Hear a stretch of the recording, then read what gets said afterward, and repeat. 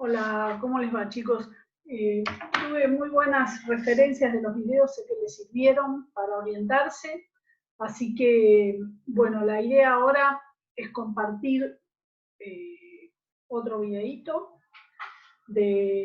para introducir la unidad 4. Básicamente, estamos iniciando la unidad 4.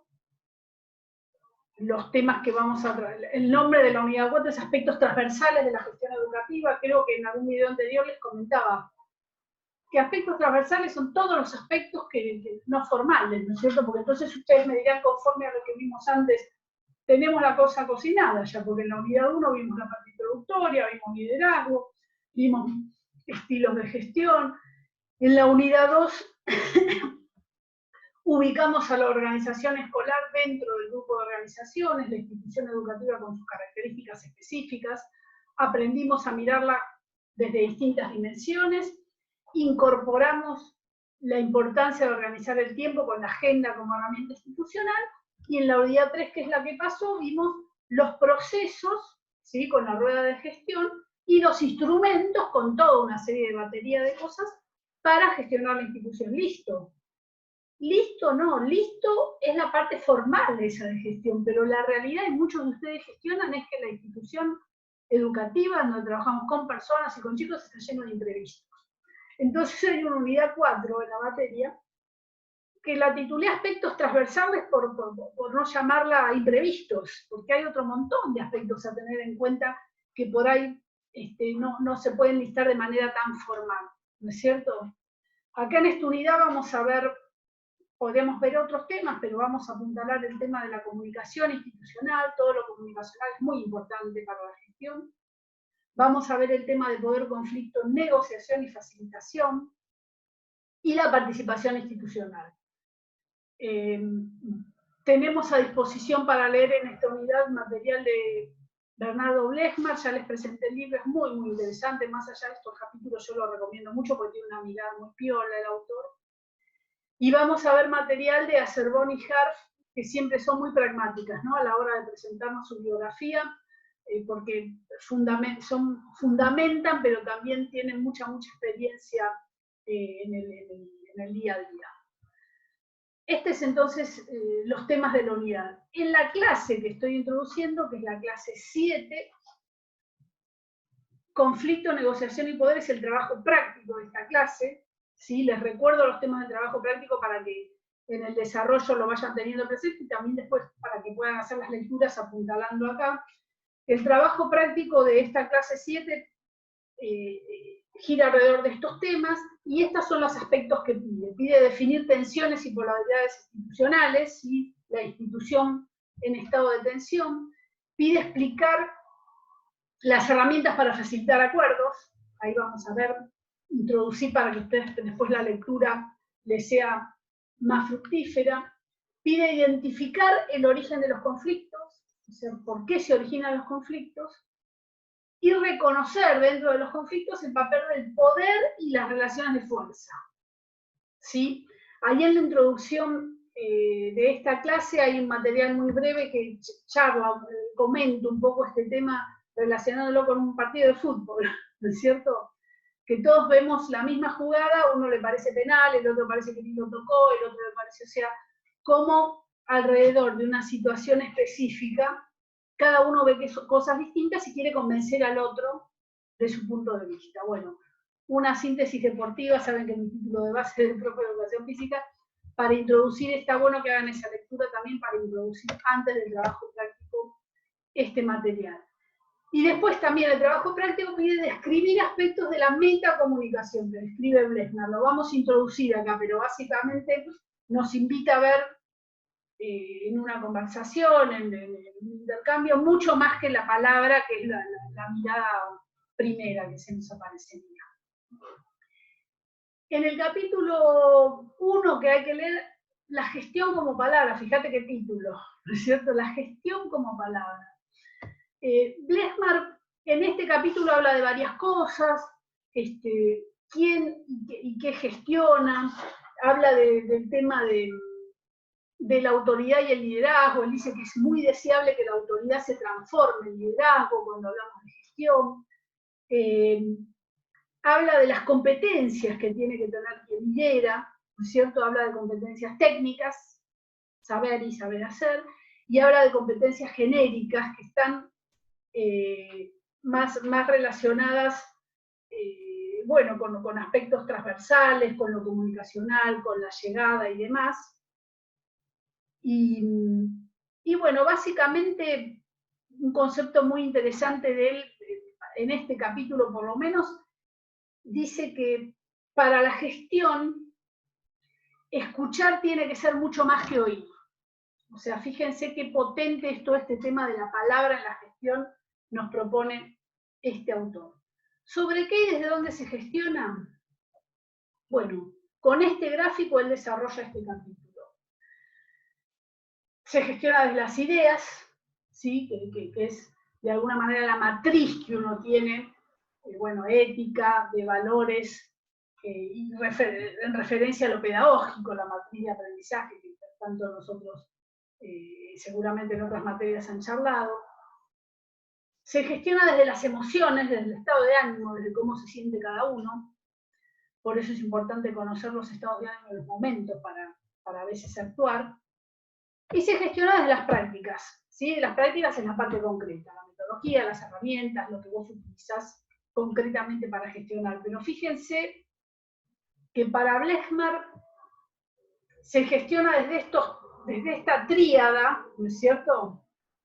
Pero el articulador de toda esta tríada es el lenguaje. Él en este capítulo nos invita a reflexionar respecto a esta idea que tiene, y es que la principal herramienta de la gestión es el lenguaje. Fíjense la importancia que le da, y también el lenguaje en todas sus facetas, ¿no es cierto? En el capítulo 2, fíjense otra vez, los títulos son muy interesantes también. El poder de la palabra, palabra vacía y palabra plena. Habla de palabra vacía cuando es una palabra que no le creo, que está ahí, pero que no me llega, no me convence.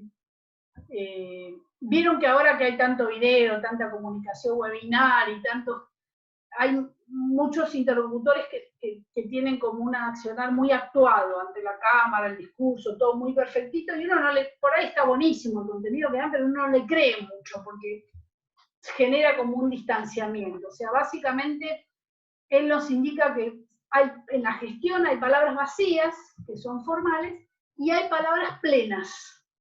Plenas en el sentido que conmueve, que me llega, ¿sí? Que se genera realmente un intercambio, una palabra que toca, que llega, ¿sí? Fíjense que acá la idea es introducir las bibliografías porque yo quiero tentarlos a que lean los capítulos. No es que voy a hablar de todo de lo que dice el autor en todo el capítulo, pero sí una idea de qué desarrolla en ese capítulo y algunas cosas que son importantes para la materia, también para incentivarlos a la lectura. Entonces, palabra vacía, palabra plena, y habla también en este capítulo de la metacomunicación, todo el tema de gestos, tonos, actitudes. Sí, yo podría hacerme la que estoy ensimismada en la clase, pero si ustedes me ven saben que estoy con el celular y que no les estoy prestando la atención. O sea, todo lo gestual es no tan o más importante, es más importante, se comunica mucho más por lo gestual que por la palabra. Esto hay estudios que así lo indican. En este capítulo, el poder de la palabra, hay algunas frases disparadoras que quiero compartir también para atentarlos a la lectura. No toda palabra articula y no todo silencio distancia. Me parece excelente esta frase. A veces las palabras están de más y muchas veces hacen falta los silencios. Esto es lo que en una de las frases nos indica el autor. No se trata solo de decir lo que uno piensa, porque yo también me encuentro con muchas personas que gestionadoras me dicen, no, porque yo digo lo que pienso, yo siempre voy de frente, No es, si fuera eso sencillamente, pero no es tan así. Digo lo que pienso. ¿A quién? ¿Para qué? ¿En qué contexto? ¿Qué pretendo diciendo lo que pienso? O sea, no es nada más sencillamente eso, es difícil decir lo que uno piensa, ¿no? Ir de frente, pero ni siquiera es suficiente, es más complicado que eso.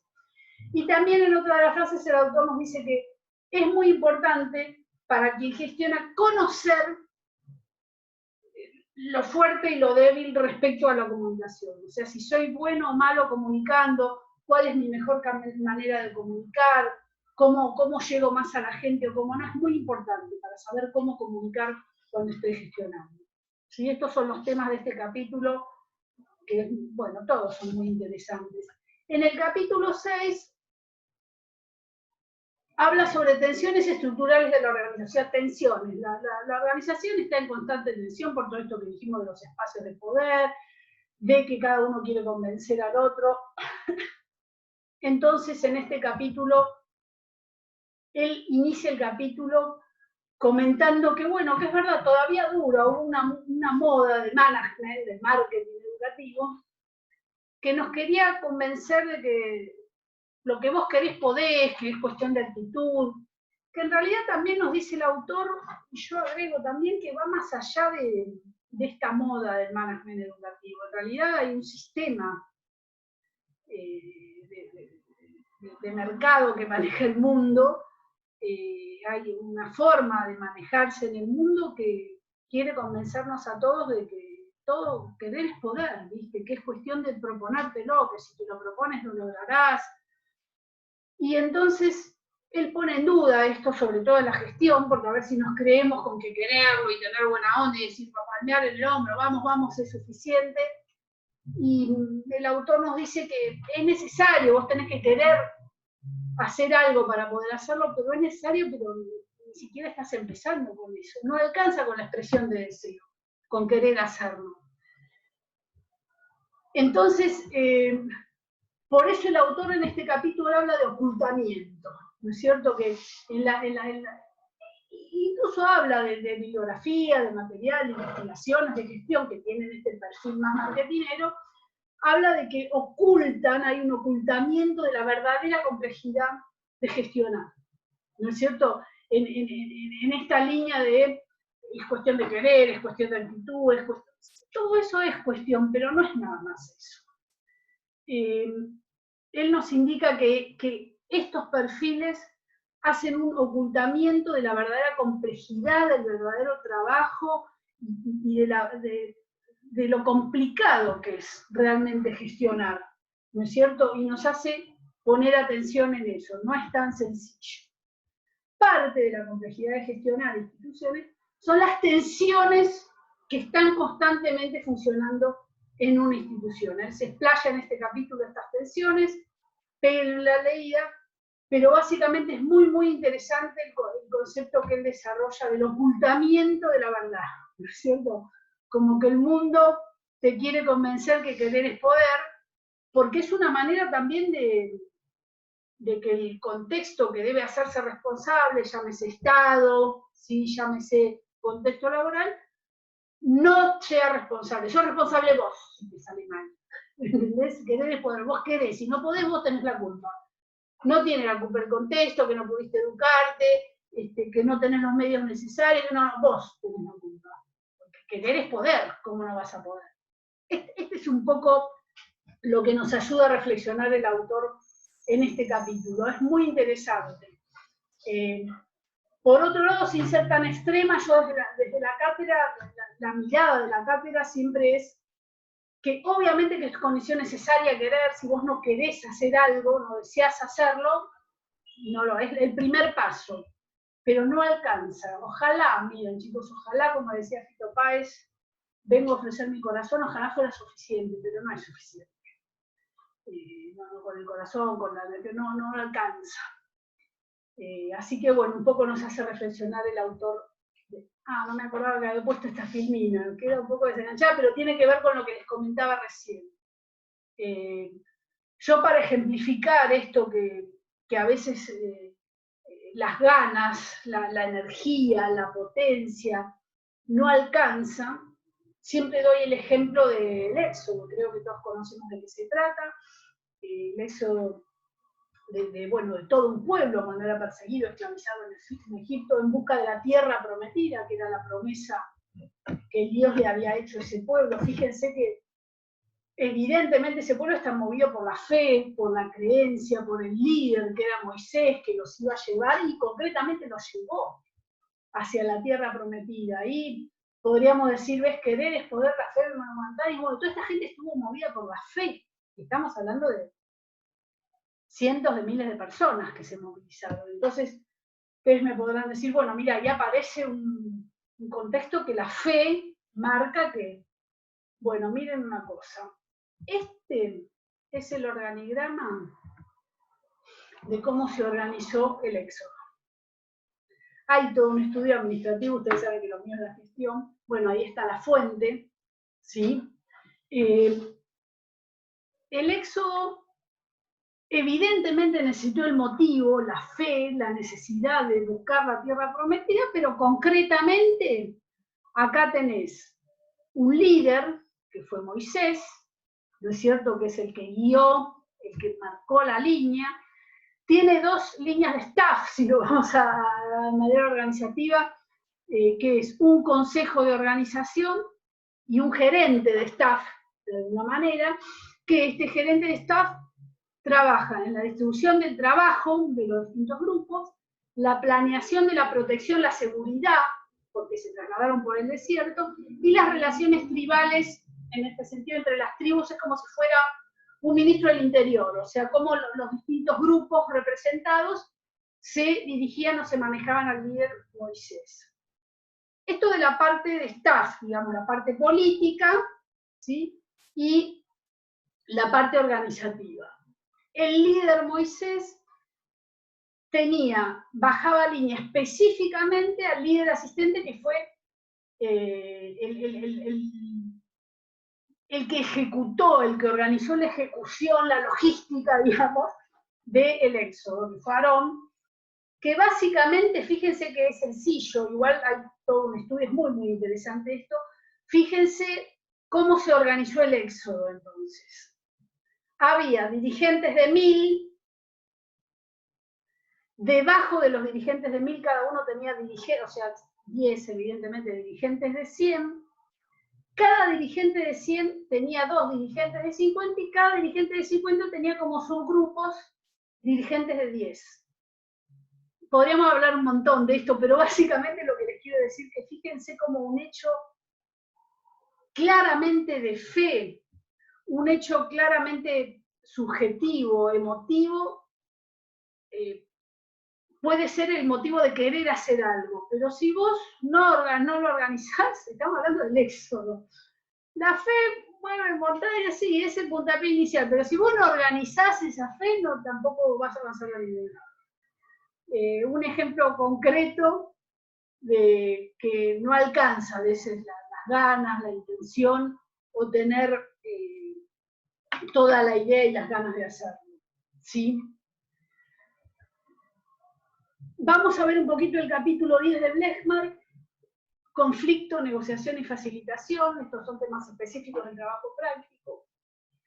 Bueno, introduce un poco la creciente crisis, ¿no?, de valores que hay en la sociedad y también entonces en el entorno educativo, en donde continuamente se pone en tela de juicio a los docentes, a los directivos y demás. Y bueno, y esto genera una escuela en tensión, constantemente en tensión, lo instituido respecto a lo que es socialmente significativo, constantemente nos preguntamos, pero la escuela responde a lo que necesita la sociedad. Escuela en tensión resistiéndose a los cambios, escuela en tensión cuando se quiere participación y la complejidad que esa participación implica, entonces tenés que poner en funcionamiento la negociación, o sea, hay una escuela conflictiva constantemente para gestionar. La presencia del conflicto, bueno, un poco define conflicto, que es la percepción de que hay distintos intereses, ¿no es cierto? Y básicamente entonces para trabajar el conflicto, entre otras cosas, nos enumera 4 puntuaciones, llama él, fíjense qué interesante del conflicto. Solo tenemos conflictos con quienes nos interesan. Porque por ahí hay algo que vos decís, pero vos no te generó problema. no te importa, entonces no te genera conflicto o no te modifica la dinámica institucional, entonces no te genera conflictos, no te interesa meterte en ese problema. El conflicto puede ser fuente de crecimiento o de deterioro, ¿sí? De todo conflicto se saca la parte positiva, sí, depende de cómo lo encares, cómo lo enmarques.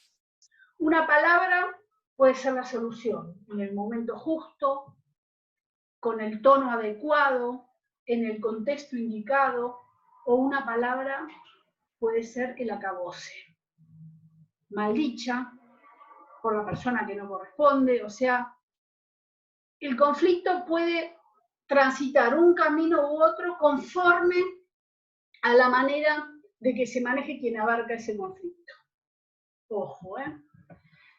El conflicto es estructural, es verdad, pero es profundamente humano, porque se necesita otros que tengan intereses distintos para que exista el conflicto, si no, no existe. ¿Sí? Y también se necesita la concepción del otro como legitimado en su diferencia, o sea, asumir que somos diferentes. Yo ahí pongo, fíjense el machete que me puse, todos enamorados, para acordarme la anécdota, porque me parece un ejemplo bárbaro. Si todos estuviéramos enamorados del mismo hombre y todos los hombres estuvieran enamorados de la misma mujer, habría únicamente una pareja feliz en el mundo. Sería tremendo. Por suerte, cada uno somos singulares y diferentes a otros. Entonces no va a haber una sola coincidencia, va a haber divergencia y coincidencias varias. El hombre, el ser humano, es tal en tanto es singular y diferente a todos los otros seres humanos. O sea, la diferencia también nos legitima de alguna manera como seres humanos, ¿sí? Estos son algunos de los temas también, como les decía antes, disparadores para incentivarlos a la lectura, ¿sí? En este capítulo, Blechman entonces también nos habla de la negociación para poder gestionar, y dice, es una conversación que requiere para su realización exitosa los siguientes pasos. Acá es un cuadrito resumen. Los pasos son ver, comprender y accionar. Qué sencillo, sí, porque el autor es un genio y lo puede resolver sencillamente, pero digamos para negociar, fíjense la frase de acá abajo, sucesivo, simultáneamente, sí o sí hay que pasar por estos movimientos. ¿Sí? Si vos realmente querés avanzar en una negociación. Ver, identificar los conflictos, las diferencias, qué pasa, quiénes participan, comprender el contexto, los integrantes, cómo se dio, quiénes están involucrados, y recién después accionar. ¿Sí? Ahí empieza la parte más técnica de la negociación, la búsqueda de acuerdos, que puede suceder que lo derives, porque por ahí mejor lo maneja otro, que lo aceptes, bueno, vamos a manejarlo, a resolverlo ahora, que por ahí lo postergues, entre otras cosas. Pero estos tres movimientos sí o sí se tienen que dar, se dan, vos los podés asumir o no, en una negociación. Hay quienes no ven, viste, la gente que tiene perfil de actor se manda a ver qué pasó, y no preguntó. Yo, por ejemplo, cuando éramos chicos, mi mamá, éramos 5 hermanos. Había lío, pelea, parecía mamá, bife a los 4. Madre tradicional, estoy hablando de otras épocas. Primero un bife a los 4 y después decía, ¿qué pasó? Bueno, ese sería un ejemplo de quienes no ven ni comprenden la situación. Primero el bife y después la consulta. Bueno, ojo, doy el ejemplo simpático, pero muchas veces se intenta creer que estamos negociando y estamos haciendo eso. No, acá lo que hay que hacer es esto, que no, para. Observar, comprender, contextualizar y después accionar. Hay quienes ven, o sea, ven, pero no, y actúan igual, no se ponen a analizar o intentar comprender, y hay quienes miren, comprenden, y miran y no hacen nada. Déjalo ser. Esto es un poco el análisis de todos estos aspectos que trabaja el autor en este capítulo, que es bien interesante. Otros temas que trabaja en este capítulo, competencias comunicativas, distinciones operativas del modelo Harvard, que es muy conocido, el más conocido de negociación. Habla de competencias para facilitar acuerdos en distintas situaciones. No es lo mismo negociación que mediación o arbitraje, ¿sí? Estos son los temas que trabaja Blechner. Tenemos un capítulo de Harf y Acerboni de las relaciones de fuerza, o sea que está relacionado también con esta temática. Nos habla del poder, a qué se debe que aparezcan estos encontronazos. Los vuelvo a remitir al texto breve que está acá colgado en esta clase, en donde hablamos del poder y bueno, y lo relacionamos con el deporte. La autora trabaja también sobre las fuentes de legitimación. O sea, ¿qué legitima las relaciones de fuerza? El poder. El poder legitima. Pero no todas las formas de poder remiten a las mismas fuerzas. O sea, puede ser poder formal, informal. ¿Sí? Puedo convencerte o puedo amenazarte. Habla de las evidencias que ponen de manifiesto las relaciones de fuerza. Y un par de frases del capítulo para que vean el perfil que maneja. Los acontecimientos institucionales no son nunca lineales. No es que vos decís, es así y va a ser siempre así. No, esta vez, en este momento, este día, en este contexto fue así. En otro momento va a ser diferente.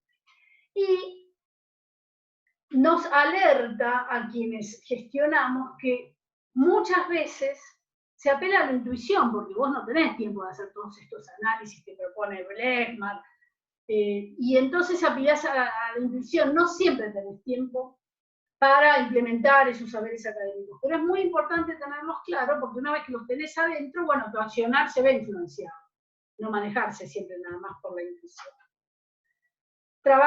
Nos consulta entonces cuándo incide negativamente el líder en las relaciones de fuerza, esto es importante tenerlo presente, y nos ayuda a pensar si los conflictos son origen o producto de las relaciones de fuerza. Este es lo que trabaja Harf y Acerboni en este capítulo. Ahí estoy terminando. Entonces, la introducción de esta clase, conflicto, negociación y poder. Les recuerdo las temáticas del trabajo práctico. Yo hice una breve introducción de las bibliografías que tienen que leer para resolver este trabajo práctico. Y lo que les quiero recordar, que de todas las lecturas que tienen para este capítulo, vamos a subir al aula PowerPoint, ¿sí? Como síntesis que no alcanza, hay que leer, pero que por ahí son orientadores de, bueno, de las cosas que ustedes tengan después que manejar. Así que, bueno, nada, ahí ya puedo, a ver. Ahí estoy. Ahí ya me estoy despidiendo y espero que les haya servido, bueno, la introducción de la clase. Hasta luego.